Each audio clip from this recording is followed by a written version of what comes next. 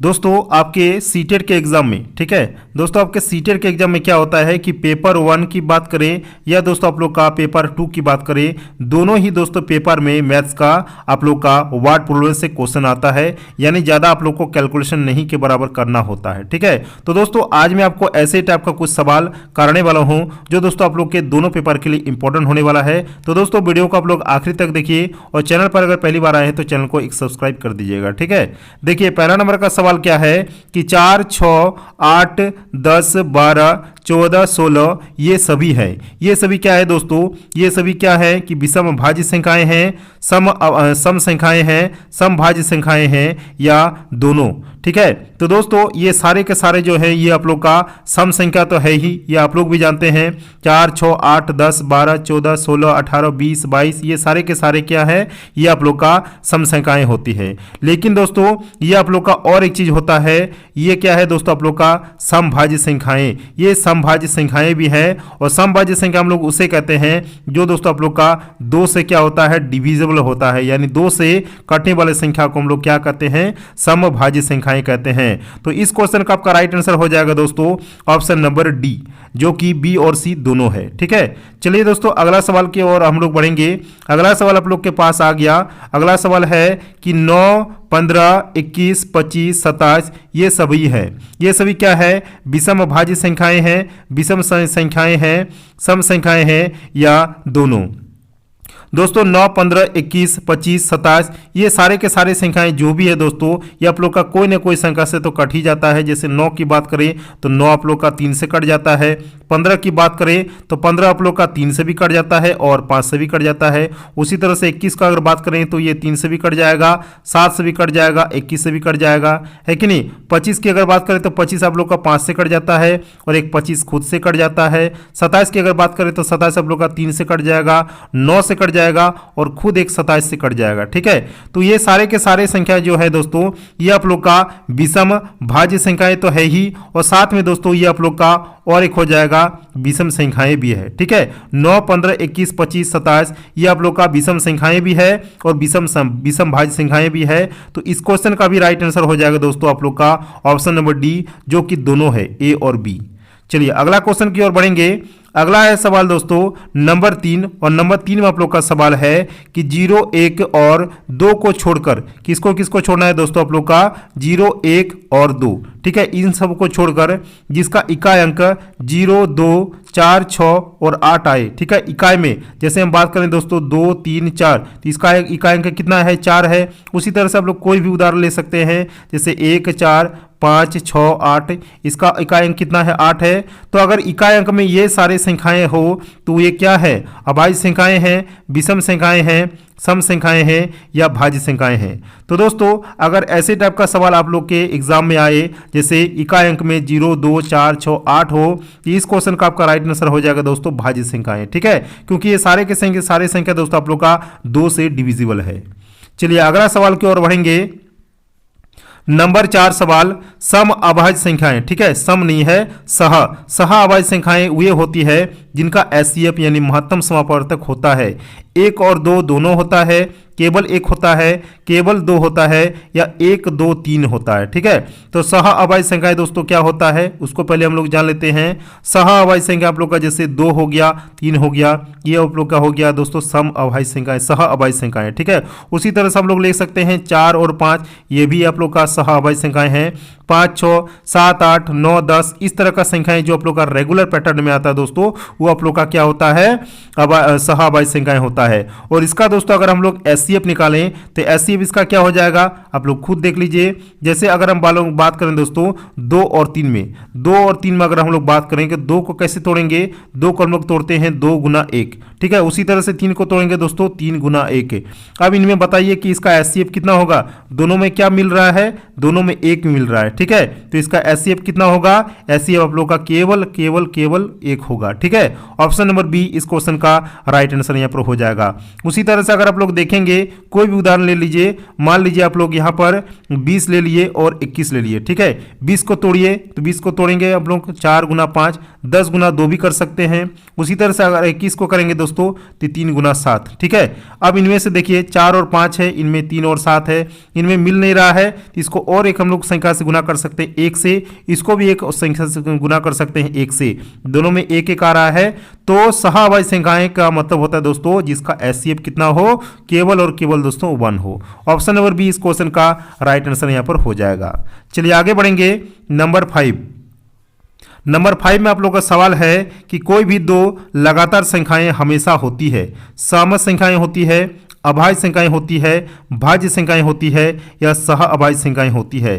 दोस्तों लगातार संख्याएं जैसे 1 2, उसी तरह से अगर दोस्तों बात करें हम लोग 2 3, उसी तरह से अगर बात करेंगे 3 4, ये क्या है, लगातार संख्याएं हैं। और लगातार संख्याएं दोस्तों क्या होता है आप लोग का, सहाअभाज्य संख्याएं हैं, जो दोस्तों आप लोग नंबर 2 के सवाल में देख चुके हैं, ठीक है। सहाअभाज्य संख्या उसे कहते हैं जो एक रेगुलर पैटर्न में होता है और जिसका एचसीएफ कितना होता है, 1 होता है। चलिए आगे बढ़ेंगे। नंबर 6 में आप लोग का सवाल है कि संख्या 3 4 5 6 में 4 का स्थानीय मान कितना है दोस्तों, 3 4 5 6 में किसका हमको निकालना है, हमको निकालना है दोस्तों 4 का क्या निकालना है, स्थानीय मान। तो पहले 4 का निकालना है, जिसका भी निकालने बोले तो आप लोग उस संख्या को लिख दीजिएगा। उसके बाद 4 के बाद कितना को संख्या है, 1 और 2 को 0 दे दीजिएगा, यानी 400 इस क्वेश्चन का आंसर हो जाएगा। ऑप्शन नंबर डी के साथ आप लोग जा सकते हैं। आगे बढ़ेंगे। नंबर 7, और नंबर 7 में आप लोग का फिर से एक स्थानीय मान वाला संख्या प्रश्न जो है दोस्तों आ गया। और सवाल में क्या है कि 8947.321 में 3 का स्थानीय मान हमको निकालना है। कितना है, 8947 दशमलव कितना है, 321 हमको निकालना है स्थानीय मान। किसका निकालना है, 3 का निकालना है। 3 कहाँ पे दोस्तों, यहाँ पे है, तो यहाँ पर क्या कर दीजिएगा, 0.3, ठीक है। 0.3 को कैसे लिखते हैं, हम लोग लिखते हैं दोस्तों 3/10, और इसको अगर दोस्तों करेंगे तो 0.3 हम लोग लिख सकते हैं। इसको आप लोग ऐसे भी लिख सकते हैं, इसको आप लोग ऐसे भी लिख सकते हैं। तो इस क्वेश्चन का आपका राइट आंसर हो जाएगा दोस्तों ऑप्शन नंबर सी, यानी 0.3। आगे बढ़ेंगे। नंबर 8, और नंबर 8 में आप लोग का सवाल है कि 56.45 में दशमलव भाग है। कितना भाग दोस्तों, 56 पॉइंट कितना है आप लोग का 45 में हम लोग को क्या निकालना है, दशमलव भाग। तो दशमलव भाग आप लोग का कौन सा हो जाएगा, ये आप लोग का ये वाला हो जाएगा। पॉइंट कितना हो जाएगा दोस्तों, 0.45 इसका आंसर हो जाएगा। और दोस्तों यहाँ पर आप लोग 0 भी लगा सकते हैं, तो 0.45 इस क्वेश्चन का आपका राइट आंसर हो जाएगा, जो कि आप लोग का ऑप्शन नंबर बी में शो हो रहा है। चलिए दोस्तों, ऐसे टाइप का सवाल आप लोग के एग्जाम में भी पूछे जाते हैं, ठीक है। 9 नंबर सवाल, 56.45 में पूर्णांक भाग है। तो पूर्णांक भाग अब निकालना है, उसमें दशमलव भाग निकालना था, इसमें हम लोग को क्या निकालना है, पूर्णांक भाग। पूर्णांक हम लोग उसे कहते हैं दोस्तों जो आप लोग का दशमलव में नहीं होता है, वो केवल एक संख्या होता है। और इनमें दोस्तों आप लोग का क्या हो जाएगा, 56 क्या है दोस्तों, 56.45 में 56 जो आप लोग का है, ये आप लोग का पूर्णांक है। तो ऑप्शन नंबर ए के साथ आप लोग जा सकते हैं, 56.00 इस क्वेश्चन का राइट आंसर यहाँ पर हो जाएगा। नंबर 10, और नंबर 10 में आप लोग का सवाल है कि 2 को छोड़कर अन्य सभी अभाज्य संख्याएं हैं। क्या है, सम संख्याएं हैं, विषम संख्याएं हैं, समग्र संख्याएं हैं, या ए और बी दोनों। तो इस क्वेश्चन का आपका राइट आंसर हो जाएगा दोस्तों ऑप्शन नंबर बी, यानी विषम। देखिए 2 होता है आप लोग का क्या, एक अभाज्य संख्याएं भी होता है और ये सम संख्याएं भी होता है, ठीक है। तो उसके बाद आप लोग देख लीजिए अभाज्य संख्याएं कौन कौन है, 3 है, 5 है, 7 है, उसके बाद आप लोग का 11 है, उसके बाद 13 है, उसके बाद इस तरह से दोस्तों आप लोग का 17, फिर 19, इस तरह से दोस्तों अगर हम लोग देखेंगे तो 100 तक, ठीक है, 2 से लेकर 100 तक में आप लोग का 25 अभाज्य संख्याएं होती है। दोस्तों ये वाला भी आप लोग का क्वेश्चन आ सकता है कि 2 से 100 तक में आप लोग का कितना अभाज्य संख्याएं होती है, तो 25 अभाज्य संख्याएं होती है। आप लोग गिन के भी देख लीजिएगा। लेकिन 2 दोस्तों आप लोग का क्या है, एक अभाज्य संख्या भी है और एक सम संख्या भी है। तो यहाँ पर आप लोग का राइट आंसर क्या हो जाएगा, विषम संख्या हो जाएगा, क्योंकि सारे के सारे जो आप लोग का है दोस्तों, ये क्या है आप लोग का एक विषम संख्याएं हैं, ठीक है। 2 को छोड़कर सभी संख्याएं क्या है दोस्तों आप लोग का विषम संख्याएं हैं, ठीक है। चलिए आगे बढ़ेंगे। नंबर 11 में आप लोग का सवाल है कि वे सभी सम संख्याएं जो अभाज्य संख्याएं नहीं है। अब क्या बोला है कि वे सभी सम संख्याएं जो अभाज्य संख्याएं नहीं है। सम अभाज्य संख्याएं भाज्य संख्याएं, समभाज्य संख्याएं या ए और बी दोनों। तो इस क्वेश्चन का आपका राइट आंसर हो जाएगा दोस्तों ऑप्शन नंबर सी, यानी समभाज्य संख्याएं। वे सभी संख्याएं जो अभाज्य संख्या नहीं है वे दोस्तों आप लोग का क्या बोलते हैं, समअभाज्य संख्याएं। आगे बढ़ेंगे नंबर 12, और नंबर 12 में आप लोग का सवाल है कि संख्या -5 का व्युत्क्रम है। व्युत्क्रम दोस्तों अगर बोले जैसे a का व्युत्क्रम क्या होगा 1/a, उसी तरह से अगर दोस्तों बोलेंगे मान लीजिए कोई भी उदाहरण कि 2/3 का व्युत्क्रम हमको लिख के दिखाओ कि इसका उल्टा हो जाएगा, यानी ये वाला ऊपर दोस्तों हो जाएगा, ये वाला नीचे हो जाएगा, तो इसका आंसर हो जाएगा 3/2। तो -5 का व्युत्क्रम कितना हो जाएगा, -5 को हम लोग लिख सकते हैं -5/1, और इसको दोस्तों इसका उल्टा जो होगा यानी इसका जो रेसिप्रोकल होगा व्युत्क्रम जो होगा ये हो जाएगा 1/5 और माइनस यहाँ पे लगा दीजिएगा, ठीक है, यानी -1/5 इस क्वेश्चन का राइट आंसर यहाँ पर हो जाएगा, जो कि आप लोग का ऑप्शन नंबर बी में है। अगला सवाल है नंबर 13, वे सभी अभाज्य संख्याएं जिनके बीच 2 का अंतर होता है वे क्या कहलाते हैं, सह अभाज्य संख्या, उसके बाद है आप लोग का अभाज्य संख्याएं, जुड़वा अभाज्य संख्याएं या सह अभाज्य त्रिक, ठीक है, जिसका अंतर कितना होता है दोस्तों 2 होता है, वो कैसे टाइप का आप लोग का अभाज्य संख्याएं हैं। जैसे मान लीजिए आप लोग का 9 और 11, ये दोनों के दोनों दोस्तों क्या है आप लोग का अभाज्य संख्याएं हैं, और दोनों के बीच में जो आप लोग का अंतर है दोस्तों 11 और 9 के बीच में अंतर कितना है 2 है, ठीक है, और हम लोग को वही सवाल पूछा गया है कि अंतर जिसका 2 हो वही कौन सा संख्याएं होती है। तो एक उदाहरण हमको मिल गया, और भी उदाहरण हम लोग देख सकते हैं जैसे 17 और 19, इन दोनों के बीच भी आप लोग का जो अंतर होता है दोस्तों ये आप लोग का 2 है। उसी तरह से अगर देखेंगे तो 41 और 43 इन दोनों के बीच भी जो अंतर है दोस्तों वो भी आप लोग का कितना है 2 है, ठीक है। तो यहाँ पर देख सकते हैं कि वे अभाज्य संख्याएं जिनके बीच का अंतर 2 होता है वे दोस्तों आप लोग का क्या कहलाते हैं, वे आप लोग का जुड़वा अभाज्य संख्याएं कहलाते हैं। तो ऑप्शन नंबर सी इस क्वेश्चन का राइट आंसर यहाँ पर हो जाएगा।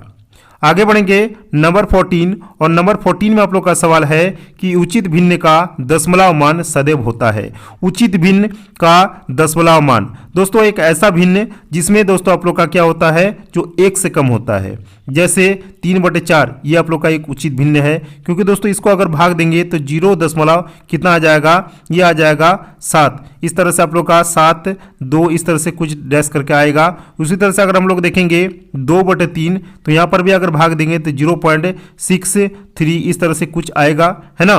तो यहाँ पर देख सकते हैं कि उचित भिन्न हम लोग उसे कहते हैं दोस्तों जिसमें जो आप लोग का मान आएगा वो कितना आएगा 1 से कम आएगा, ठीक है। और उदाहरण आप लोग को दिखा दिए 2/3, उसके बाद 3/4 ले लीजिए, 4/5 ले लीजिए। कहने का मतलब ये है कि इसमें अंश आप लोग का छोटा रहेगा और हर आप लोग का बड़ा रहेगा, ठीक है। वो दोस्तों आप लोग का उचित भिन्न होता है, और अनुचित भिन्न में दोस्तों उसका उल्टा होता है। उसमें क्या रहेगा, उसमें आप लोग का अंश बड़ा रहेगा और हर छोटा रहेगा, ठीक है। उसी तरह से और भी उदाहरण जैसे देख लीजिए 7/6, जिसमें आप लोग का क्या रहेगा दोस्तों अंश बड़ा रहेगा और दोस्तों हर क्या रहेगा छोटा रहेगा, ठीक है। तो ऑप्शन नंबर बी इस क्वेश्चन का राइट आंसर यहां पर हो जाएगा। नंबर 15, और नंबर 15 में सवाल है कि 2 का व्युत्क्रम है। दोस्तों अभी मैंने बताया आप लोग को कि व्युत्क्रम का मान कैसे निकाला जाता है। जैसे 2 का मान निकालना है यहाँ पर, तो 2 का क्या हो जाएगा 1/2 हो जाएगा। कौन सा ऑप्शन हो जाएगा दोस्तों, ऑप्शन नंबर बी, ठीक है 1/2। लास्ट क्वेश्चन हम लोग का है 16 नंबर, और 16 नंबर में फिर से एक सवाल आ गया 3/5 का व्युत्क्रम है। 3/5 का रेसिप्रोकल कितना हो जाएगा, क्या हो जाएगा दोस्तों 5/3, जो कि आप लोग का ऑप्शन नंबर किस में है, ऑप्शन नंबर सी में शो हो रहा है, ठीक है। तो यहाँ पर दोस्तों हम लोग का 16 सवाल जो कि आप लोग का एनसीईआरटी से सीटेट के एग्जाम में दोस्तों 15 सवाल पूछे जाते हैं, ठीक है। 15 क्वेश्चन दोस्तों आप लोग का एनसीईआरटी बुक से पूछे जाते हैं, यानी कंटेंट से पूछे जाते हैं, ठीक है। तो यहाँ पर दोस्तों मैंने आप लोग को क्लियर करा दिया 16 क्वेश्चन, और बिल्कुल दोस्तों हूबहू ऐसे टाइप का आप लोग का सवाल जो है, चाहे पेपर 1 की बात कीजिए दोस्तों या पेपर 2 की, ऐसे टाइप का आप लोग का सवाल भी पूछा जा रहा है। तो दोस्तों अगर वीडियो का अच्छा लगा तो वीडियो को एक लाइक कीजिए, चैनल पर अगर पहली बार आए हैं तो चैनल को सब्सक्राइब कीजिए। मिलते हैं नेक्स्ट वीडियो में किसी और टॉपिक के साथ, तब तक के लिए जय हिंद, वंदे मातरम।